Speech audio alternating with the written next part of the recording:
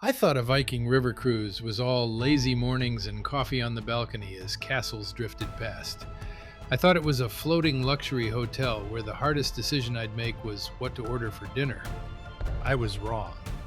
I spent day two limping through the streets of Budapest with a blister the size of a quarter because I made one simple packing mistake. And that was just the beginning. Today I'm sharing the 6 things I wish someone had told me before I stepped on board, because knowing even one of them would have saved my feet, my schedule, and my sanity. I want to tell you about day 2 in Budapest. We were on a walking tour of the castle district. Beautiful, gorgeous. Also, solid cobblestone, the whole way up, the whole way back down. By the time we got back to the ship, that blister I mentioned was making every step feel like walking on glass. I had packed what I thought were comfortable shoes, but they weren't broken in. And that is a mistake you cannot fix mid-trip. On the Danube, your shoes are more important than your passport. Bring 2 pairs of already broken in, genuinely comfortable walking shoes so you can rotate them. That one change alone will determine whether you're fully present in every city, taking it all in, stopping to look at things, or just quietly counting steps back to the ship. The cities along the Danube, Budapest, Vienna, Bratislava, are filled with cobblestones, uneven sidewalks, and so many stairs. Even if you pick a gentle tour, you are going to walk more than you think. I wish I had learned that before I left, instead of 100 meters up a hill in Hungary. And while we're talking about what to pack, the magic word for clothing on this trip is layers. A light waterproof jacket, a sweater or fleece, and a scarf. In just a few hours, you can go from the air-conditioned ship to a warm bus, into a cool cathedral, and then out into hot sun. Now here's the thing that surprises people most about packing for Viking. Forget the tuxedo. There are no formal nights. While other cruise lines have people stressing over gowns and dinner jackets, on Viking, smart casual is the rule. Nice slacks and a button-down for dinner is plenty. Those just-in-case fancy outfits I packed, they stayed in the suitcase every single night. Leave them at home and use that space for an extra pair of walking shoes instead. What you pack matters. Level 8 sent me this suitcase free of charge to try out, but everything you're about to hear is completely my own opinion. This is the Level 8 Grace, a 20-inch carry-on in gray, and from the moment I picked this up, I knew this was different. That hard shell has a 3-layer micro-diamond texture. It's sharp-looking, scratch-resistant, and, honestly, it'll still look this good after a dozen trips. But here's what genuinely surprised me. You see this front compartment? You don't have to open your entire suitcase to reach your iPad, your charging cables, or anything you need quickly. Just unzip the front and everything is right there. It also rolls beautifully. 8 rubber-covered 360-degree spinner wheels that glide smoothly on airport tile, cruise terminal floors, or anywhere you're headed. They are also quiet, with no rattling, no dragging, just smooth movement wherever you go. Once you open it up, the interior is genuinely roomy, with cross straps and dividers that keep everything organized and in place. And when you need more space, it expands, an extra 1.5 inches of width that boosts packing capacity from 36 to 42 liters. That's the difference between checking a bag and not checking a bag. I packed clothes, shoes, toiletries. My electronics stayed in the front compartment, completely separate from everything else. And for cruise travel, that alone makes it worth it. The TSA-approved combination lock is built right in, so there's no separate padlock to lose or forget. And the metal corner protectors mean it can handle all the drops and bumps that happen on every single trip without showing it. But Level 8's designs don't just look good. They have also won multiple international design awards. Free shipping is also included to the US, Canada, and Europe, and it comes with a lifetime warranty. So if you're looking for a carry-on built for cruise travel, you definitely need to check out Level 8. I put the link in the description. Day 1, 6:30 in the morning. Someone is knocking on our cabin door. It's our wake-up call for the shore excursion, and we haven't even finished unpacking. That's when it hit me. A Viking river cruise is not a laze around on the ship all day kind of vacation. It's a cultural journey, and the schedule really reflects that. My fantasy of leisurely mornings was very quickly replaced by the reality of early starts for incredible shore excursions. Most days you're in a new port, and the whole itinerary is built to give you the most time possible in amazing places: Budapest, Vienna, and Passau. Now, that's not a complaint at all. It's just a totally different mindset compared to a big ocean cruise. The ship isn't the main event, Europe is. The ship is your comfortable hotel that just happens to move you from one historic city to the next overnight. But this focus on the destination means your days are packed. You'll be walking, exploring, and learning from morning until afternoon. A lot of the tours involve a pretty good walking pace, lots of stairs, and cobblestone streets that have been there for centuries. By the end of the day, you are happily tired.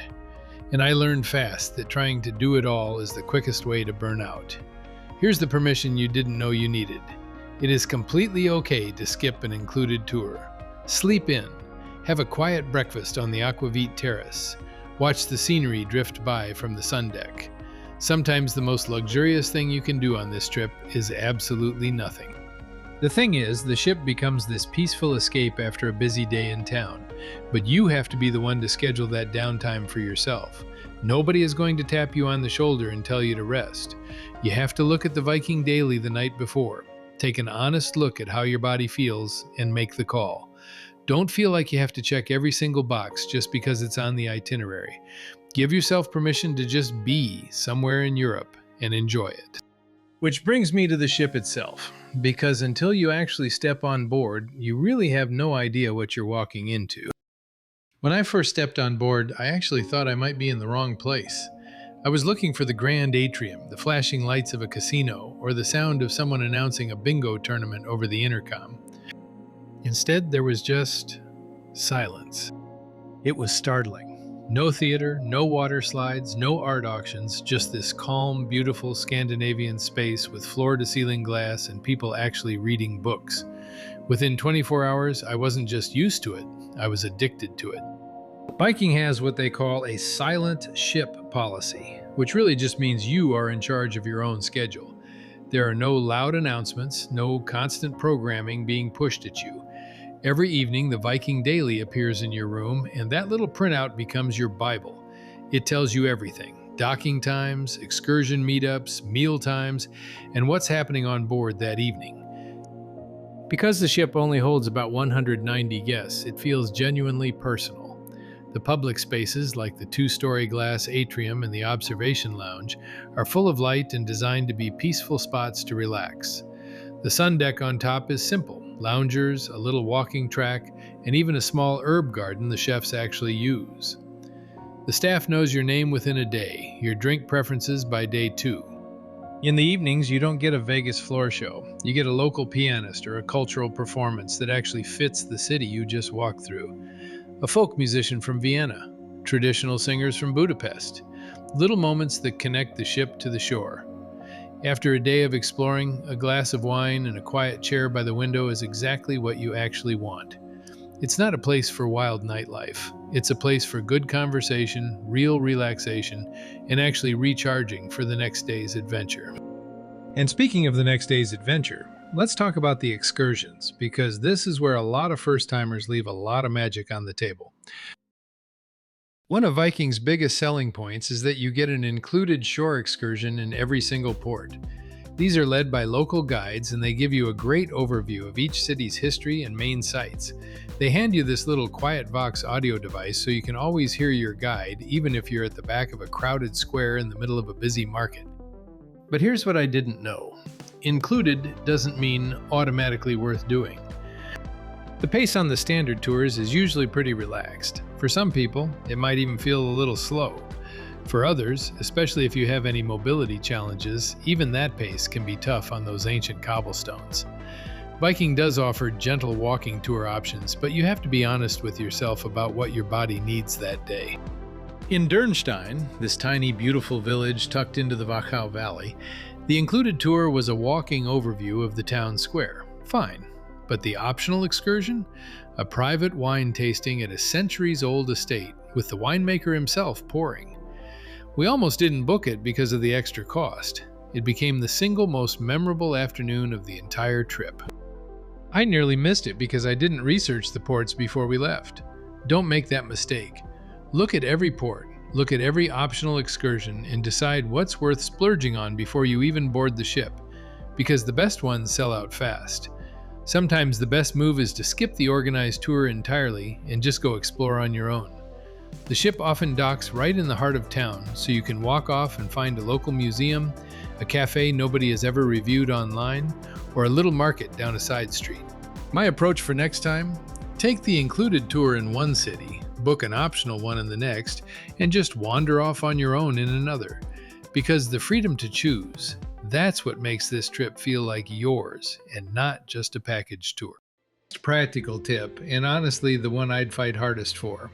Fly in at least one day early.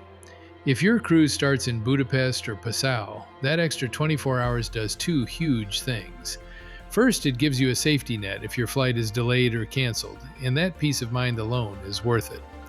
Second, it lets you shake off the jet lag, explore the starting city at your own pace, and actually arrive at the ship feeling like your trip has already begun, not like you're still catching up. That relaxed first day sets the tone for everything that follows. And once you're on board and settled in, there's one more thing that caught me completely off guard, and it happened every single night at dinner. I'll be honest, I'm a social person, but even I was caught off guard by this one.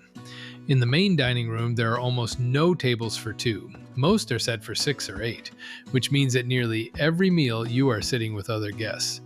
If you're a little on the shy side, or you just really like to have a quiet dinner alone, that might take some getting used to. For us, it became one of the best parts of the whole trip.